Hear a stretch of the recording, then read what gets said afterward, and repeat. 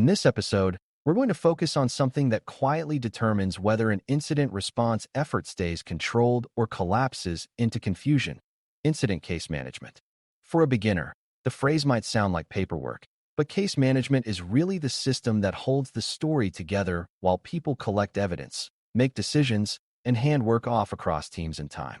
An incident is not only a technical problem, it is also a coordination problem because multiple people need to know what is happening, what has been checked, what is still uncertain, and what actions are safe to take next.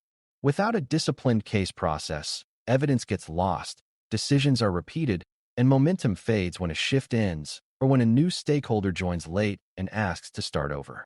Case management preserves evidence by making sure the team captures facts and keeps them traceable, and it preserves momentum by making sure the team can keep moving even when uncertainty remains. By the end, you should understand how to structure a case so it supports both investigation and response, and why good case discipline is one of the most practical skills in a security operations center, SOC, and an incident response program. Before we continue, a quick note. This audio course is a companion to our course companion books. The first book is about the exam and provides detailed information on how to pass it best. The second book is a Kindle-only ebook that contains 1,000 flashcards that can be used on your mobile device or Kindle. Check them both out at cyberauthor.me in the Bare Metal Study Guide series. A strong way to start is to understand what a case is, because beginners sometimes confuse a case with an alert or with a conversation thread. An alert is a signal that needs attention, while a case is the organized container that holds everything related to a specific suspected or confirmed incident. A case includes the triggering signals, the timeline of events, the evolving hypothesis about what is happening, and the actions taken to contain and recover. It also includes decisions about severity, escalation, and communication, because those decisions affect both impact and accountability.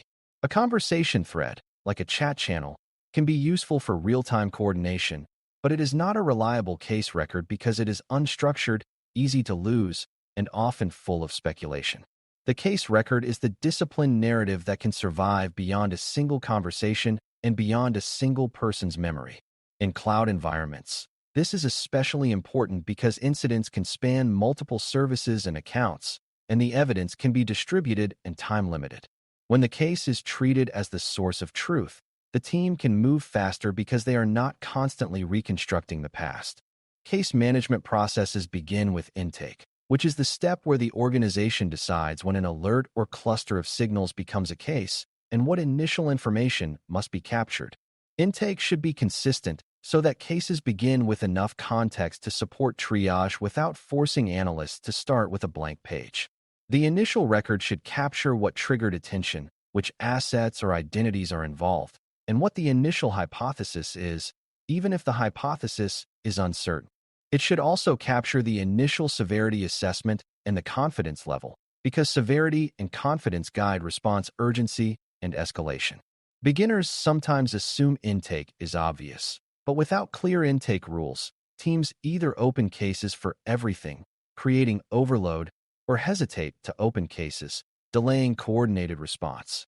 A healthy intake process is designed to be quick and repeatable, ensuring that the threshold for case creation reflects risk tolerance and operational capacity.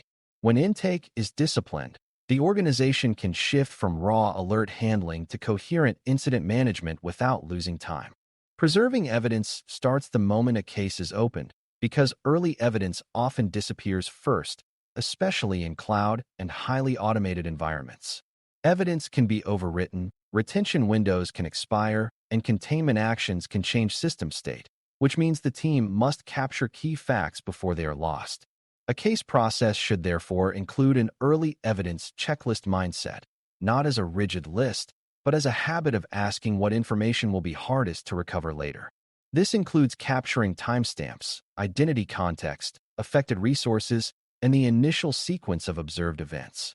It also includes recording what actions are taken and when, because response actions can change what evidence remains and can influence later interpretation.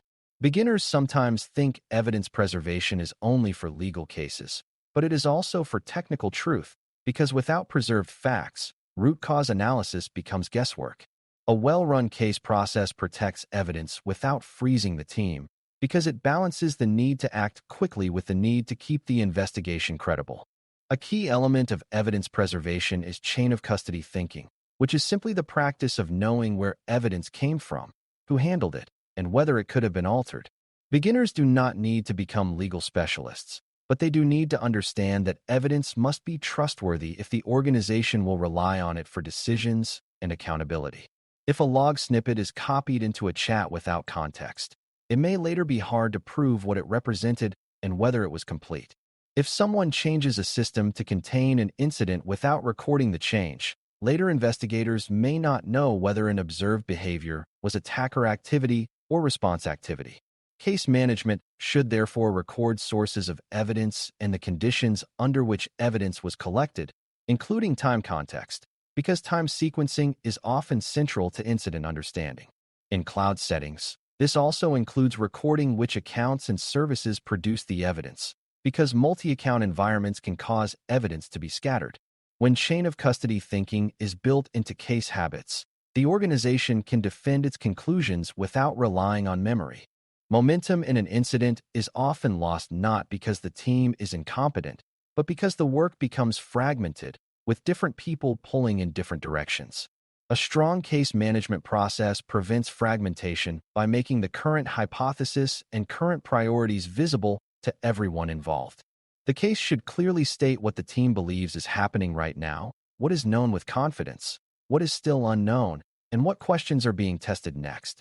This prevents the common failure where one team assumes the incident is credential misuse while another assumes it is a service outage, leading to mismatched actions and wasted time. Momentum is also preserved when the case captures decision points, such as why certain containment actions were chosen and what trade-offs were considered, because these decisions often need to be explained to leadership. Beginners should recognize that momentum depends on shared understanding, and shared understanding depends on a stable record that is updated as the situation evolves. When the case record is treated as living, the team can coordinate without constant meetings that drain time. A mature case management process includes structured timelines, because timelines turn scattered observations into an understandable sequence that supports both investigation and reporting. A timeline should record the earliest known suspicious activity, the times key alerts occurred, and the times response actions were taken, along with notes about confidence in those times. Timelines matter because attacks and failures unfold in steps, and understanding the order of steps helps identify both root cause and scope. For example, if a suspicious sign-in occurred before a privilege change, the sign-in may be the entry point, but if the privilege change occurred first, the story may involve internal misuse or misconfiguration.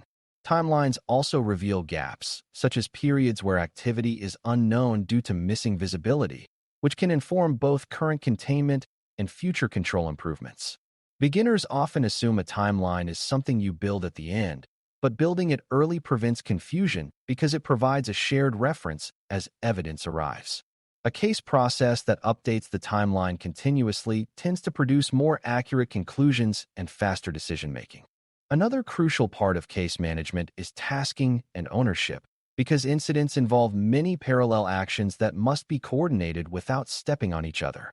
The case should capture who is responsible for each major investigation thread, who is responsible for each containment action, and who is responsible for communication updates. Without task ownership, work either gets duplicated or gets ignored, and both outcomes waste time. Ownership also supports accountability, because when someone is assigned a task, they know it must be completed and recorded, not just attempted casually. In cloud environments, tasking is particularly important because containment actions can have wide effects, and teams need clarity about who has authority to perform those actions and how they will communicate them. Beginners should understand that tasking is not management theater. It is the practical method for keeping momentum when many people are involved. A case process that includes clear task tracking makes handoffs smoother and prevents the incident from stalling when one person is unavailable.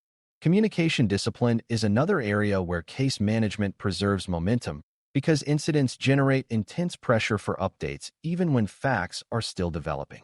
The case should include a consistent place for status summaries that separate what is known from what is suspected and that state what actions are underway. This prevents speculation from becoming the official narrative and reduces the risk that leadership overreacts or underreacts based on incomplete information. It also ensures that updates remain consistent across different channels, because without a central case record, different teams may receive different versions of the story. Beginners sometimes assume communication is a separate activity, but in practice, communication is part of incident control because it shapes decision-making and resource allocation. A case management process that includes structured updates allows the team to communicate without constantly restarting the explanation for new stakeholders. It also allows post-incident review to examine what was communicated and when, which is often important for learning and for accountability. When communication is anchored in the case record, momentum remains focused on action rather than on repeating the story. Preserving evidence and momentum also requires a disciplined approach to containment actions, because containment is often where teams accidentally destroy the evidence they need. A mature case process encourages the team to document the reason for each containment action, the expected effect, and the potential side effects, along with the time the action was taken. This documentation helps later investigators separate attacker actions from defender actions and helps the organization understand whether containment improved the situation or created unintended consequences.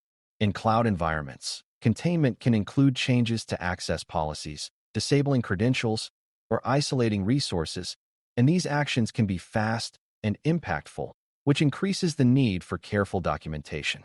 The case should also capture rollback considerations, because sometimes a containment action must be reversed to restore service, and reversing actions without documentation can create further confusion. Beginners should learn that disciplined containment does not mean slow containment. It means containment that is deliberate, recorded, and coordinated. When containment is recorded well, the team can move quickly without losing control of the narrative. A good case process also includes criteria for escalation and for closing, because cases can linger and drain resources if they do not have decision points. Escalation criteria connect to severity definitions and to the organization's tolerance for certain outcomes, such as potential exposure of sensitive data or disruption of critical services. Closing criteria should define what evidence is sufficient to conclude the case was benign, what evidence is sufficient to conclude it was real but contained, and what follow-up actions must be created before the case can truly be considered done. Beginners often assume closure means nothing bad happened, but closure can also mean the incident was resolved and the organization has moved into recovery and improvement work. A case process that defines closure also prevents the common failure where a case is closed because the team is tired, not because the situation is understood. Closure should include documenting what was learned, what controls failed or succeeded, and what remediation tasks are required, because those tasks prevent recurrence. When closure is disciplined, the case record becomes a bridge into post-incident learning rather than a dead end. Post-incident learning is strengthened when case management includes consistent categorization and tagging, because tags allow the organization to see patterns across cases. If many cases involve credential misuse, the organization can prioritize improvements in identity controls and detection. If many cases involve data access anomalies, the organization can strengthen data governance and monitoring. If many cases involve third-party dependencies, the organization can improve vendor coordination and supply chain risk management. Without consistent tagging, each case becomes an isolated story, and the organization loses the chance to improve systematically. A case process should therefore include a stable way to categorize incidents by entry vector, impact type, and affected assets, while also capturing confidence and uncertainty. Beginners should understand that this categorization is not just for reporting.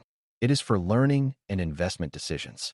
When the organization can see trends, it can invest in controls that reduce the most common and most severe incident types, which reduces future workload and future harm.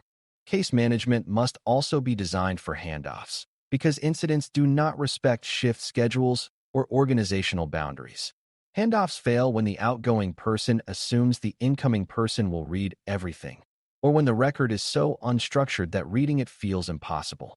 A strong process includes a brief summary section that states the current situation, the current hypothesis, the most important evidence, the actions taken, and the next tasks in a way that a new person can absorb quickly.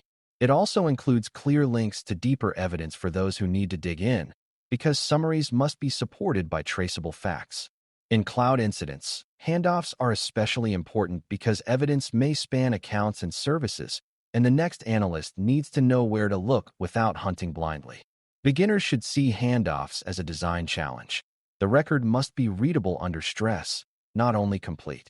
When handoffs are disciplined, momentum survives staffing changes, and the organization is less likely to lose critical time during long incidents.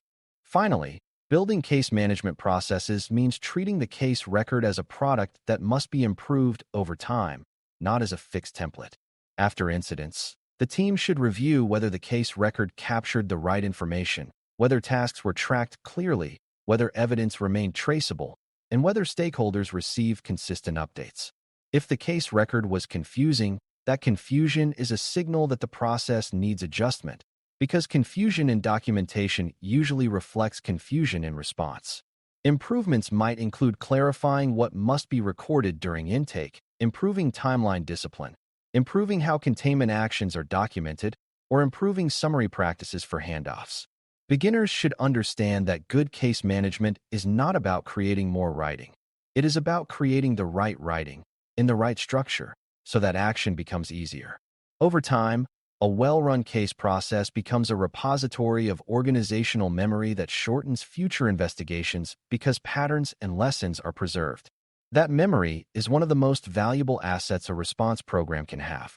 To conclude, incident case management processes preserve evidence and momentum by providing a structured, living record that keeps investigation and response coherent under pressure. A case is the organized container that connects alerts, evidence, decisions, and actions into a timeline-driven narrative with clear ownership and clear next steps. Evidence is preserved through early capture habits, chain of custody thinking, traceability of sources, and careful documentation of containment actions that could alter system state. Momentum is preserved through visible hypotheses, task tracking, disciplined status summaries, and handoff practices that prevent the incident from stalling when people change shifts or when new stakeholders join.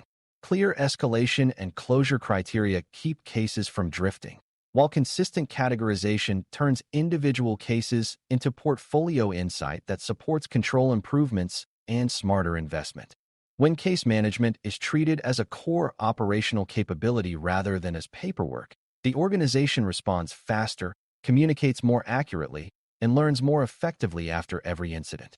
If you can build and maintain cases that are clear, traceable, and action-oriented, you have created the backbone that allows incident response to be both rigorous and fast, which is exactly what consistent, defensible security operations require. Thanks for listening. For more audio courses, daily newsletters, and more, please visit baremetalcyber.com.